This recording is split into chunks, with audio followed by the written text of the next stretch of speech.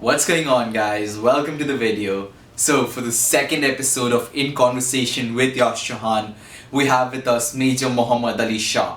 Now, for those of you guys who do not know him, Major is a war veteran. He's an IIM Calcutta graduate. He's an actor who has starred in various movies with the likes of Haider, Bajrangi Bhaijaan, and many more. And other than that, he's also a very good speaker. In fact, Sir has the world record for the most number of TEDx talks given in 1 year, and he has spoken on various platforms and is one of India's top speakers today. Now, in this interview, I talked to Sir regarding a lot of things, but the main topics that we covered were how to get better at public speaking. Now, Sir's personal story goes something like this: that he was a kid who was very introverted, who was not good at public speaking, but he got there through practice and effort. And he tells us exactly how you can do that too, how you can put in the work and the effort and become an excellent speaker just like he is. Other than that, I also talked to him about the transitions through his different roles and how he adapted from the change in careers, which were quite drastic, like moving on from being an actor to becoming a speaker, or from being an army officer to going to a top notch B school. So, in this conversation, we talked about all his changes, all his transitions, and at the very end, we also talk about how someone can become a paid professional speaker. So, if that's something that you want to try out, stick along for that. And we also talked about the current India-China situation, in which Sir is a considerable expert given the fact that he has been serving at the borders himself for quite a long time now. So if that sounds interesting, any of that is something that you really want to get to know better, then feel free to watch this whole video or audio wherever you're listening. If you're not subscribed, do consider subscribing to the podcast or to the YouTube channel, again wherever you're listening or watching this, and make sure to just take along for the ride. All of this content is free, it's just for you guys, so definitely you should make sure that you use it to the best possible amount. And that's it for today, guys. Enjoy this episode of In Conversation with Yash Chauhan.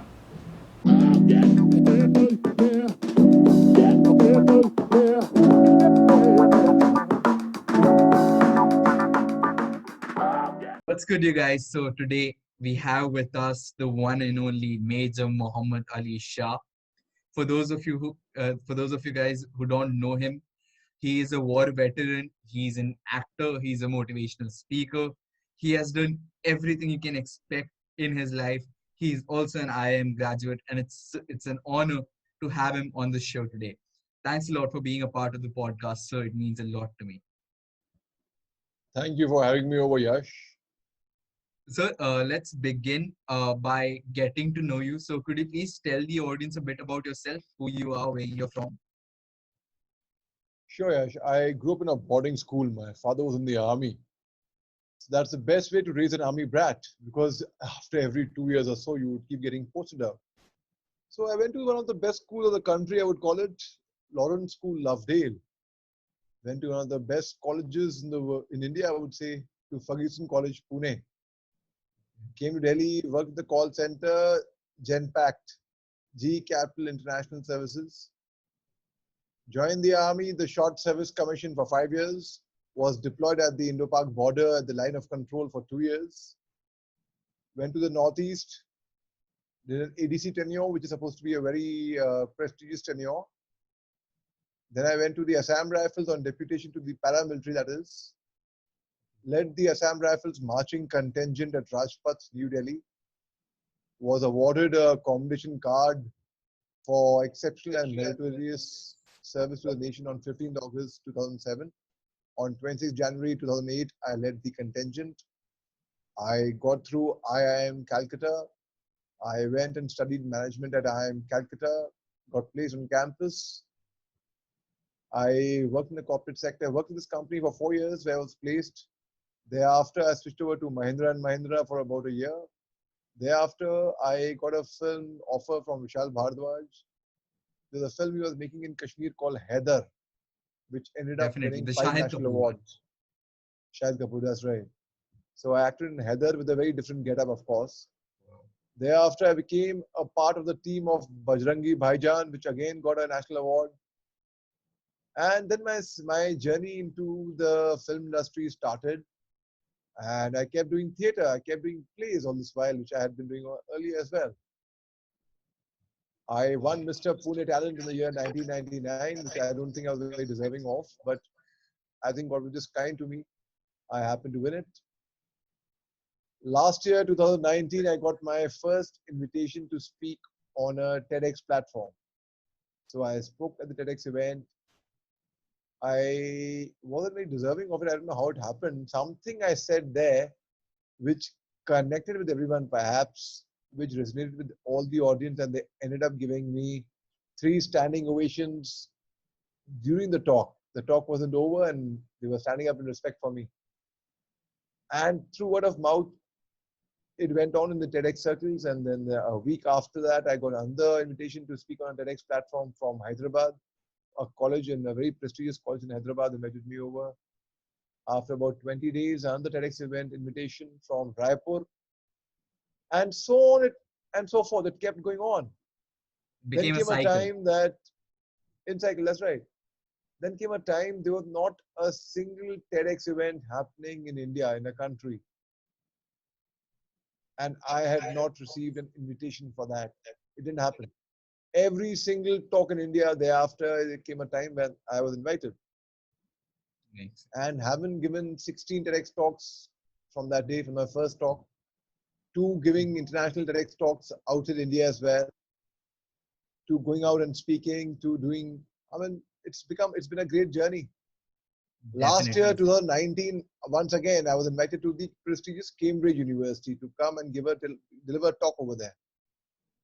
But unfortunately, at that same time, I was working on a film which has been produced by Priyanka Chopra called The Broken Window. And I couldn't really go to Cambridge. So they asked me, they said, no problem at all. Would you mind doing a webinar for us? First time I heard the phrase webinar, the word webinar. I had heard what a seminar meant, but I had no clue what a webinar means. So I asked them, what does a webinar mean? It's very simple. I mean, you just download the app from your Google Play and we will send you the link. Just log into the link and you'll be connected to us through video conferencing virtually. Now, I had a terrible mental block to technology. I did not know how to handle all these apps and all for the sake of it. So I couldn't do it and I left it there. Imagine, for a silly mental block to technology, losing out on giving a talk at the Cambridge University. Anyhow, Definitely. now when this pandemic started and the whole news of coronavirus started taking off around March this year, and when the lockdown started, I was to go abroad at that time to deliver talks. And a lot of talks of mine started getting cancelled back to back. And I realized that there's no way out. Either I catch my head and cry and say, oh God, I'll wait for this pandemic to get over for me to restart my life. Or don't wait for things to happen to you, make things happen. I downloaded all these apps, Google Meet, WebEx, Zoom, you name the app. I started downloading them one by one, and you know what happened after that? What? 2 hours after I downloaded this app, I was on paid webinars back to back, day, night. And as they say, sky is the limit. Definitely. So totally agree with that. So like you See, said, you on have. one hand, Yes, sir. yes, on one hand, where malls, cinema halls, theaters, restaurants, shops, markets, companies were closing down, they were contemplating of dehiring their employees. At the same time, I also know of companies which were not just making profit, but were making multifold profits, such Definitely. as Zoom, WebEx, Google Meet, Google Duo, so WhatsApp video calling, which had a maximum of 4 participants, extended it to 8 participants. StreamYard, Facebook Live, YouTube Live. You name these apps, they were making profits. So I Totally, learned in sir. school, when the going gets tough, the Love tough gets get done. going, right? Yes, sir. But here I coined this phrase, I came up with a new idea. When the going gets tough, the tough get online. So I went Nice. online, and let me tell you, from that day till now, that experience has not stopped. The amount of business, revenue, income that I generated in these last 3 months, I had not imagined that would happen. Makes sense, sir. But that's not important. That's not important at all. What is actually important is because I could bring myself to a phase, to a position. As Allama Iqbal once said, खुद ही को कर बुलंद इतना कि हर तकदीर से पहले खुदा बंदे से खुद पूछे बता तेरी रजा क्या है. Wow. So I could come to a position where I could actually help the underprivileged people, the daily wage earners, the stray animals, people who are dependent on us, who need a help, who couldn't do without us. So I did that. So I see when I was in the army, I served my country, I served my nation by putting my life at stake on several occasions, safeguarding our national frontiers in the states of Jammu and Kashmir and Northeast. And today, as a motivational speaker, I am being able to contribute and help humanity as a whole. Not just with my talks, spreading positivity and motivating people, yes, but also by being able to help the daily wage earners and the underprivileged. So I feel very privileged to do that. Thank you very much. Makes sense, sir. So there's been a huge transition, there have been various transitions in your life. You started out with the army, you moved on to management, then you went to acting, and now you're a motivational speaker. So we hear all the time that change is the only constant. So, like, how do you manage to shift from a profession which is like, let's say it's army. So, army is something, where you're very disciplined, where you stick by a set of rules, to becoming an actor, where you explore things, where you become a creative. So, how do you manage all those transitions from one phase which is totally different to another? See, William Shakespeare once said, all the world's a stage and all the actors merely players. They have their entrances and exits. Which means in this world, all of us are actors. We all have having a specific roles and parts to play. A doctor would be playing the role of a doctor. An army officer will be playing the role of an army officer. A CEO of a company would be playing the role of a CEO of a company. So it's very simple. And I believe in experimenting. I believe in taking risks. I'm a risk taker. I believe in trying everything in life. I believe you only live once. Definitely, sir. Totally agree with that. And what is education at the end of the day? Reading books, studying, which is very important, no doubt, but experience is real education. If you've experienced something in your life, you will never forget it. But if you have marked up something theoretically, you'll forget. Makes sense. And it was not something that I planned actually to do, that I will see various aspects of life. I took life the way it came. And only good things happened to me. Touch wood, by the grace of God. Touch wood. Because I thought well. And each time I would do something, something better or bigger would come up. And a lot of things appeal to me. I'm an energetic workaholic person. It's not that I get bored of saying no. I didn't leave something because I got bored of it. I didn't leave anything, in fact. I continued with that. And I just took a step further. For example, before I joined the army, I was with Gen Pack, the center, the sector. I was doing theatre, I used to model. I didn't give all that. I took a sabbatical, joined the army. I After the army, I went back and completed what I had left behind. Makes And sense. life comes around a big circle, a full circle completely.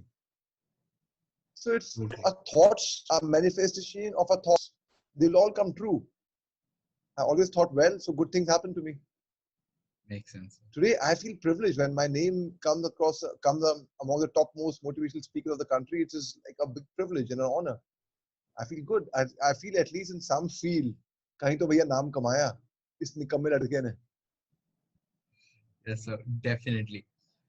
So there's one thing I'd like to ask. So basically, when we were about to, set up this conversation, I decided that there were two things I would like to learn from you, and I'd also want my audience to learn the same from you. The first thing was definitely about public speaking, how one can become a better public speaker. What are the skills you can hone in on to make sure that, 2, 3 years down the line, you're very good at it, or at least better than what you are right now. And secondly, how one can become disciplined, because all the things that you have achieved in your life, you need to have sheer hard discipline to achieve all that in your life. Because motivation isn't always there. You need to have the discipline to follow through. So first, let's talk about the public speaking part. So the first question I would like to ask you is that what failures did you go through when you started public speaking?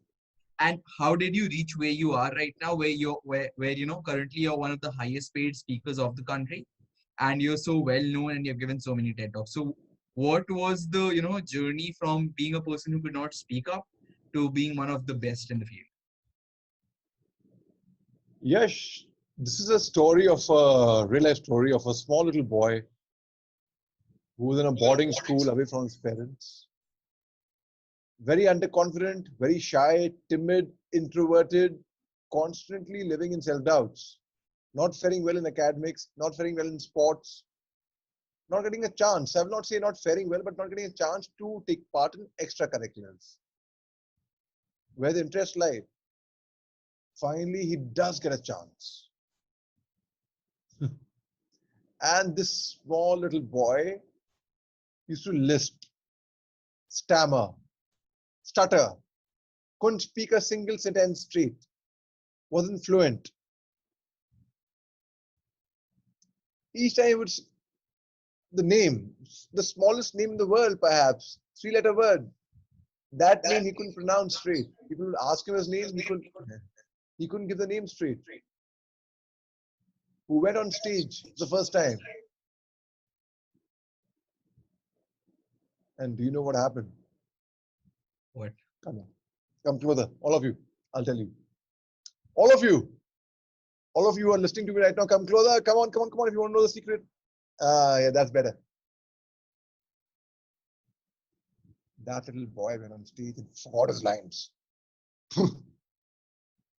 As if he was unsure, forgetting his lines was like the jackpot. That's the final nail. That's all he needed. Everyone made fun of him.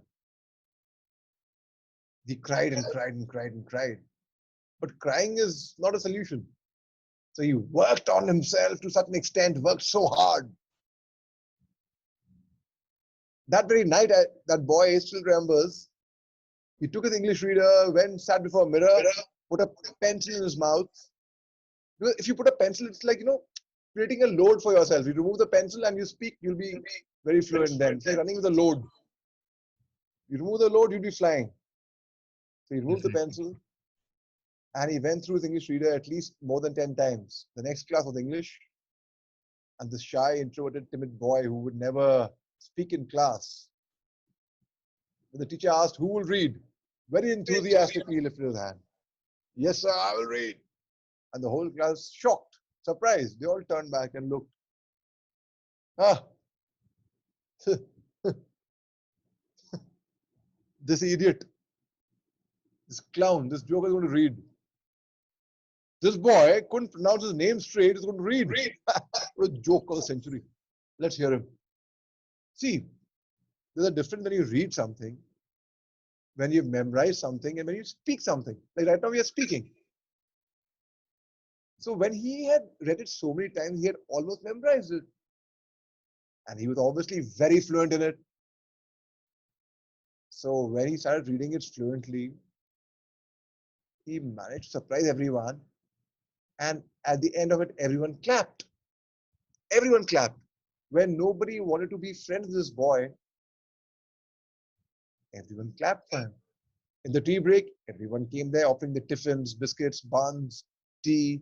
Oh, you are so good. They shook hands with him, they hugged him, everyone became his friend. He took part in the next elocution competition, thinking, okay, this time I'll win a prize. I'll win a bronze prize, a third number three position. Did very well, received a standing ovation there. But when the result was announced,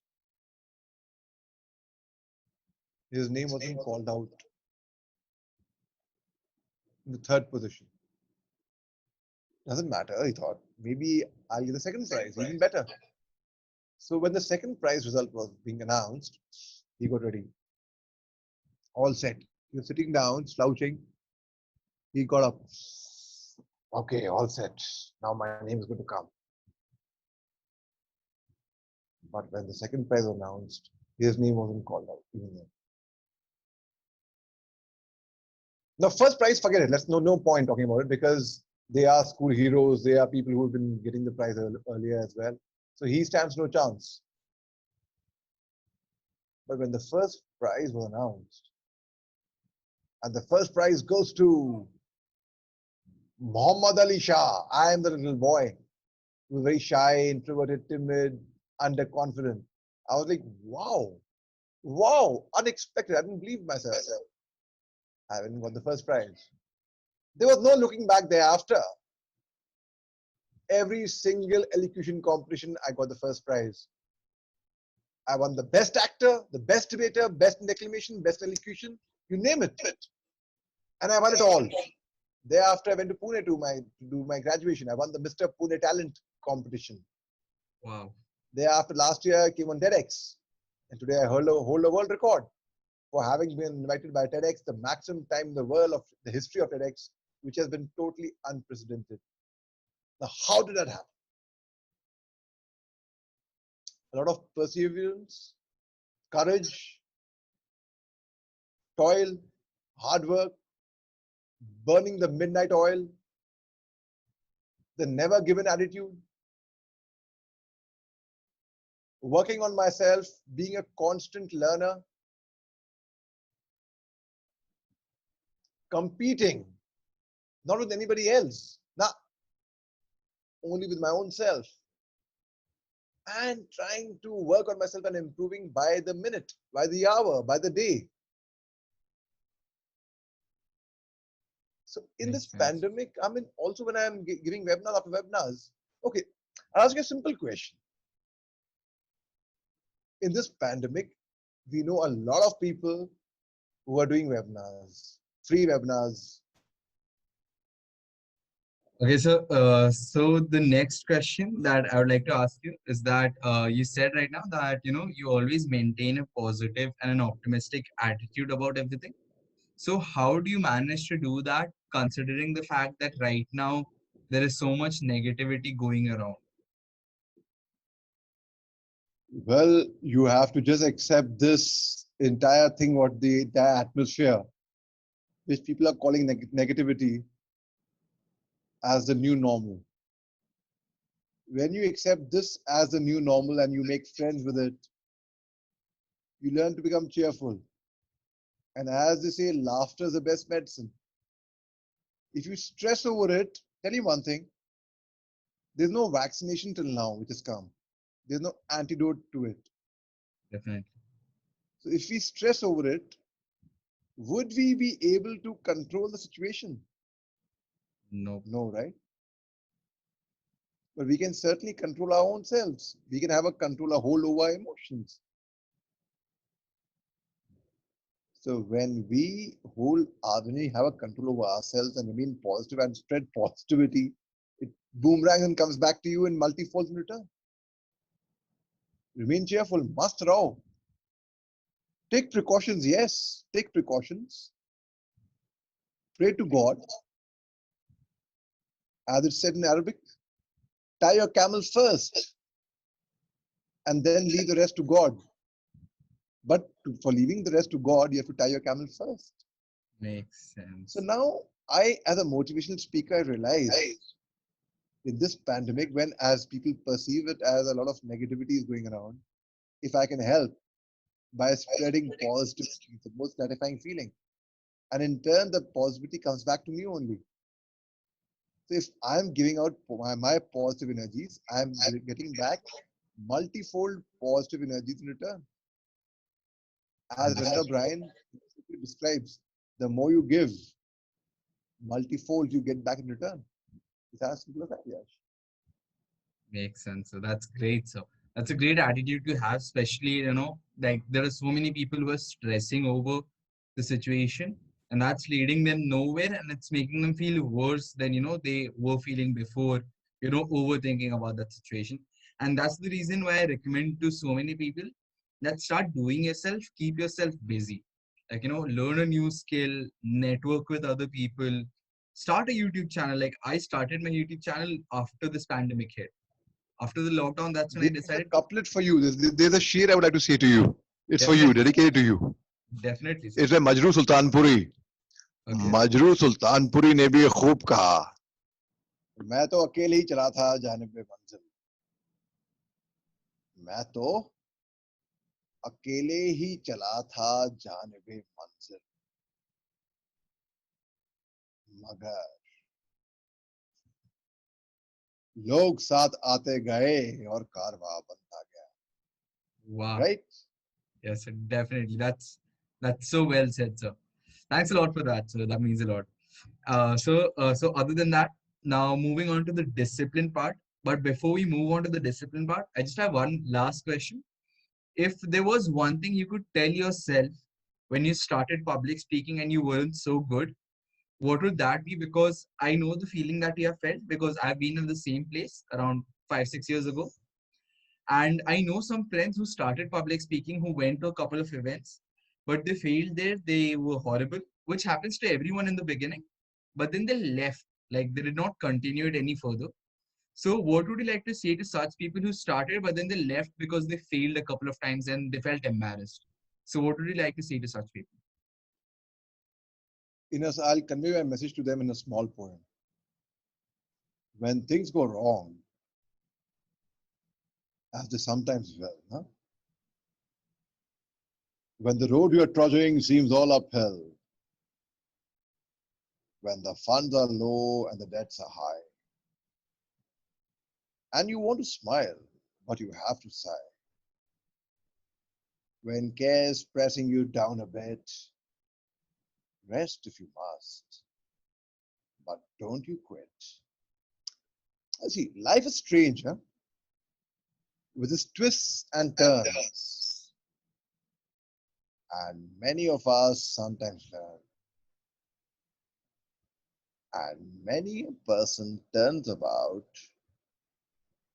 when he might have won had he stuck it out. So don't quit. Though the pace is slow, you win with another glow. Often a strike has given up when he might have captured victors up. Often a goal is further for a faint and faltering man. So stick to the fight when you're hardest hit. It's when things seem worst. You must not quit. So be at the fight, keep trying, keep striving. And if That's you such fail, a great try point, again. sir. That You that fail, sums try up the again. spirit of perseverance in a way. That was such a great poem. Definitely loved it. So now moving on to the Thanks, Yash. discipline part. So moving on to the discipline part, many people, they have that feeling, I want to be motivated to do something. And when they have that, lack of motivation, they think that something is wrong with them because they're not feeling motivated. And what a lot of people do not realize is that it's impossible to be motivated 24/7. You need to have discipline to keep going because there will be times when you will not be motivated. So, how do you develop that discipline and that level of consistency to, keep hitting at it even when you do not want, but you know that you need? Just keep at it. Don't give up. Just keep at it. You will automatically see. आप एक कदम आगे बढ़ाएंगे ना, तो दूसरा कदम पीछे से अपने आप आगे बढ़ेगा, फिर आगे बढ़ाएंगे वो कदम, दूसरा कदम अपने आप आगे चलेगा. You keep going on. As you know, if you can't fly, then run. Yeah. If you can't run, then walk. If you can't walk, then crawl. But keep moving. Don't stop. Just keep on moving, keep on moving, keep on moving. And you'll find yourself coming closer and closer and closer and closer towards your destination. That's great, sir. Okay, so moving on. Next question. I would like to know that what were some of the failures that you faced in your life and how you dealt with them. Now you told us about the failure at the first event when you tried public speaking. But what were some of the failures that made you think कि यार अब ये तो नहीं होगा मेरे से? But then you found a way to face them and then you overcame that failure. Oh, too many failures, yeah, too many failures. Let's Right go from over the not being let's go over the top three. right from not being able, not being selected for the debate competition inter-house, to not being selected, to not cracking the audition for the school play, to forgetting my line on stage, to expecting to win a prize, but yet not having won a prize. So that way too many, too many, too many, too many. And today I'm a motivational speaker not because I'm smarter or more talented or more intelligent than anybody else over there who's listening to me. Not at all. I'm a motivational speaker today because I have perhaps made more mistakes than one of them, or any one of you for that matter. And because I've made so many mistakes in life, I have fallen so many times in life. But that didn't matter to me at all. Each time I fell, I shot back with 10 times lightning speed. Why? All the strength is here. If you think you're beaten, you are. If you think you dare not, you don't. If you'd like to win, huh, but think you cannot, there's almost a kinch you want. If you think you're outclassed, you are. For out in the world, we find success begins with a person's will. It's all in the state of mind. Life's battles don't always go to the stronger or faster man. But sooner or later, the person who wins is the one who thinks he can. So Awesome. I always That's thought that I great. could, so I could. The mind can achieve what can conceive. अगर आपको होता दिख रहा है वो होते हुए तो होएगा, जरूर होएगा. You have to imagine it first, conceptualize it, and then execute it. Without imagining it or conceptualizing it, you cannot execute it. You have to have a plan in action.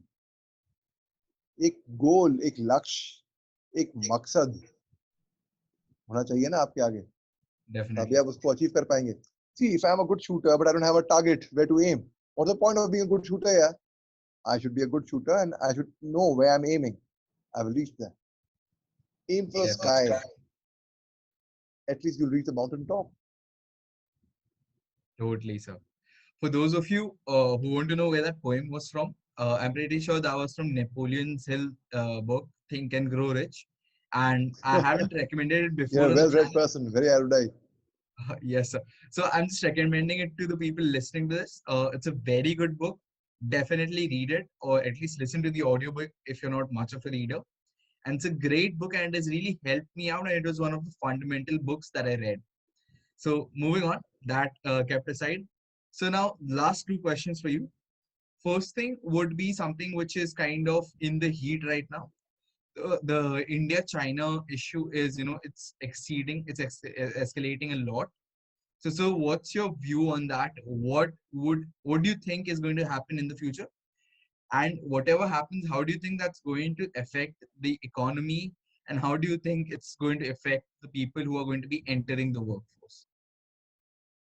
See, I will give you a small bit of piece of history over here. On 4th July 1914, in Shimla, one pact is signed. On a very small scale map, with a thick leaded pencil, a line is drawn. India and China. Now that is the McMahon line. The border between India and China is of 3,488 kilometers stretch. So obviously, since the line was drawn on a small scale map with a thick leaded pencil, on ground that line is of a boundary of over 100 kilometers. So obviously, the Indo-China border, the divide, is not very clearly demarcated. Now, we have Chinese patrols and the patrols from the Indian Army patrolling that area, who often come on a face-to-face. That's the no man's land. And and see, in Doklam, a standoff happened a couple of months back. A standoff happened a few days back. A standoff happened a few days before that. Standoff happened over there. But on 16th of June, the standoff that happened was like what pain. See, it's a matter of pride for any soldier to lay down his life for his country. But what really pains me is in the manner it was fought, like the Stone Age, with clubs and stones. Now, what is going to happen to the economy? Very good question. The economy of the world is as it is down because of so many reasons. It was as it is down. On top of that, the pandemic started, the corona started, the COVID-19. So the economy suffered further. Now, everyone is very careful that such a situation should not escalate into a war. War might seem very glorious to people who don't know a thing about war. They're keypad warriors, jingoism who shout war, war, who have absolutely no idea what a war means. Ask a soldier, ask a person who has been in the line of fire, who's read from the front, who has put his life at stake on several occasions safeguarding a motherland in the states of Jammu and Kashmir and Northeast. He will tell you what war is, what battle is, what action is, who has seen his brothers die before his own eyes, in his arms. There's nothing glorious about it. Mahatma Gandhi once said, an eye for an eye will make the nation blind. Martin Luther King once said, darkness cannot fight darkness, only light can do that. Hate cannot fight hate, only love can do that. See, I'll give you an example of France and Germany. They were bitter enemies for centuries together. But on the eve of the First World War, they had a friendly football match. And both the countries were back to firing at each other the next morning. So soldiers at the divide, at the border, on the line of divide, are not personal enemies, but they are performing their duties in the line of duty, line of fire. Now, whole world's against China. I'll give you another example of the P7 countries. Mr. Boris Johnson, the Prime Minister of UK, he threw the idea of why not make it P10, that's new alliance against China. Add three more countries to the P7 countries, make it P10. Among the three countries, India would be one of them. Because China has always suffered a complex from the US being a superpower. It's always been overambitious. It's always wanted to become a superpower. The pandemic, it's biological warfare. The pandemic started from China. And have you noticed the least amount of casualties are again from China? Yes, sir. The pandemic started from there and the least casualties are from China. Isn't something wrong? They probably, I don't want to make loose statements, but they probably, my personal take, don't take it officially. I would say, you can quote me if you like, but I personally feel that China perhaps could also be having an antidote for it. I find it fishy. The pandemic starts from a certain country, but that country has the least amount of casualties. They join hands with Russia. Okay. And they are very good at, forget about biological warfare, they're very good at psychological warfare as well. One more example I'll give you. On 23rd March, Russia reported a total death count of 367 deaths in the entire country, where the population is 1.46 million. And the country is on the epicenter of a pandemic zone of two continents, Asia and Europe. Last week, the mayor of Russia, Mr. Sergio, himself reported that the initial reporting was wrong. On 30th March, an Arabic version of the Russia Today, the newspaper, the Daily, they reported, who the Al-Yom is the paper's name, it reported that America is trying to capitalize, monopolize on the global market, monetary market, industries. It's all trying to capitalize on the oil industry. There was also an opinion piece of NATO over there. But all these things ultimately were proved wrong. One more thing I'll tell you. China. I wrote an article in day before yesterday's mint. It was, the date was today's what, 21st? On 19th March, 19th June, in the mint, the front page, it carried out this write-up by me, where I mentioned that China does spend 4 times the amount on military affairs. Their defense budget is 4 times as much as India's. So the perception that goes through is, oh, China has a stronger military than us. But that's not true. There have been cases where Chinese generals have actually commended the Indian Army for the skills of high altitude mountain warfare. One more thing I'd like to share with you. At the Indo-China border, especially towards Tibet, where the air bases are, the Chinese air bases, they're already on an altitude, on a height, right? Yes, sir. Now, when the aircraft from there take off, they take off with only half payload of fuel. Why? Because of the altitude pressure. So they have a disadvantage there itself, and we have an advantage. So the Indian Army is far more superior, stronger than the Chinese Army in a lot of aspects. But the perception, psychological warfare. What is psychological warfare? Psychological warfare is nothing but a planned propaganda played deliberately to affect one's emotions, behavior, attitude, and decisions. China is brilliant in doing all this. Now, how will it affect the economy? Coming back to your question. There's been a lot of hue and cry in India about banning Chinese products. Very good idea. I think it's great. But I think the whole world should unite and ban China, for that matter. Chinese products. Hurt the dragon. Hit the dragon where it hurts the most. Today, 58% of Indians are using Chinese mobile phones. Oppo, Vivo, and I don't know what that name of the brand is. And the irony is Vivo, okay, one of the sponsors for IPL. Now, I've been a city coordinator for IPL in the last 2 seasons. Last couple of years, I've been doing that.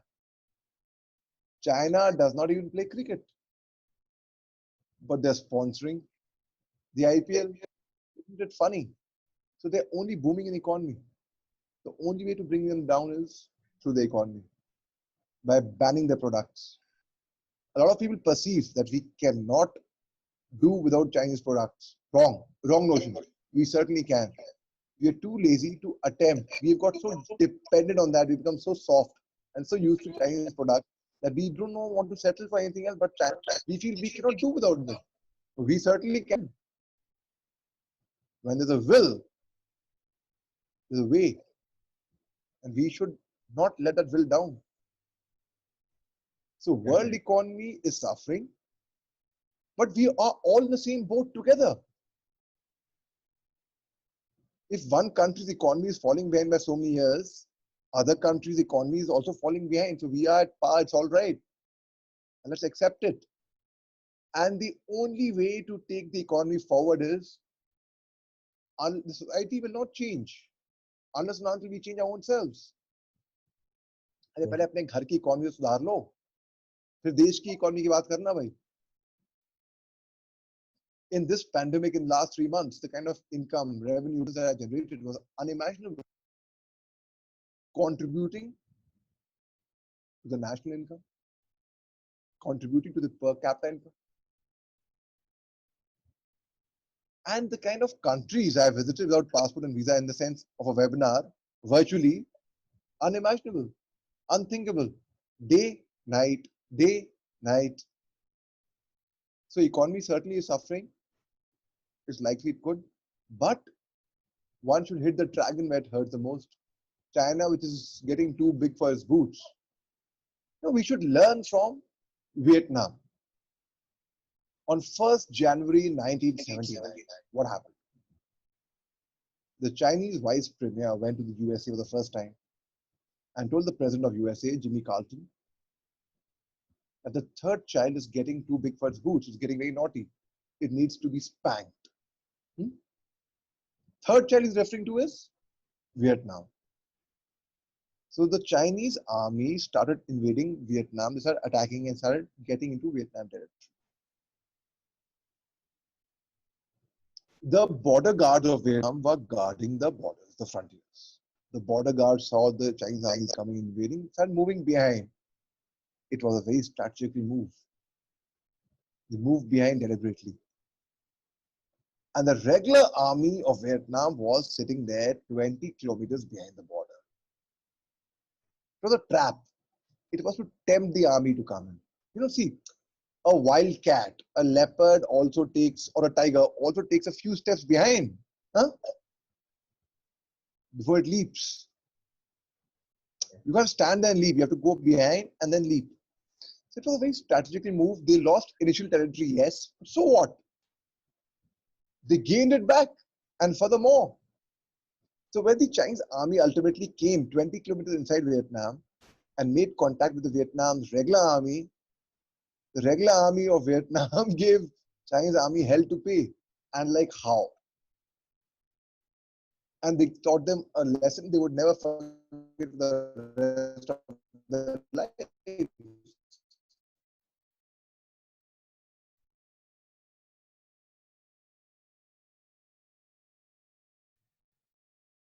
All right, so that was very enlightening. Thanks a lot for all those facts. So basically, what we need to do is that we need to come together as a united front and we need to fight this together and hope for the best.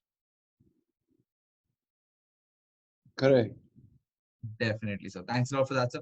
So one last question for the podcast that I'd like to ask you is that what advice would you give to yourself if you were 18 years old all over again? If I was 18 all over again, Yeah, you had to I live the would whole life of perhaps 18. I would perhaps make lesser mistakes than what I have made in life. I would relive my life, and it would be 18 is a great age. You become an adult. You start believing that you are real and an adult, because by that comes the time when you start shaving every day. I still remember my first shave, and you have eligible to get a Uh, 18 is a great age. It's an age where you perhaps by then you start shaving every day. You feel you are a mature adult. You can have a driving license. You can vote, choose your own government, choose a fresh career of your choice as to which stream you want to go to in college. arts, commerce, science, I would probably study harder, work hard. I worked very hard. Yes, I worked very hard in school and college, but unfortunately not in my studies here. That's my only regret. I wish I had studied harder. Because at the end of the day, see, no one will ask you unit test में, class test में कैसा करा आपने. What matters is which college did you go through? I went through Ferguson College. I went to a very good college, no doubt. And one more regret. When I was 18, I didn't have a girlfriend. Yeah, if I was 18, I would probably have a girlfriend or come closer. Another secret. On the lighter side, perhaps more than one. So I would do a lot of crazy things if I would be 18. It's all right. Experiment with life, but certainly say no to drugs. Of Keep course. away from abusive substance. Use the energies in a good positive way. I would have a lot of fun basically. Bindas. Life would have been so cool. Definitely. And So mentally, I'm 18, yeah. I'll be 18 till I die. no doubt about it at all, sir. So that's it for the podcast. Thanks a lot for coming on for the show. It means a lot to me. And everyone, I'd link Sir's Instagram, Twitter, all the handles down below. So make sure you check them out. He's a great speaker. I'll also link his TED Talks, his Josh Talks, whatever he has given all along the way. I'll link all of them down below. So make sure you have a look at them. And you can always reach me or Sir on our, respective handles. And if you enjoyed listening to the podcast, then please rate it and just, drop us a message that you liked it. It really means a lot to us. Thanks a lot, everyone. Take care. Goodbye. And Yash, I have a YouTube channel with my name, Mohamad Ali Shah. Yes, sir. Mohammedalishah.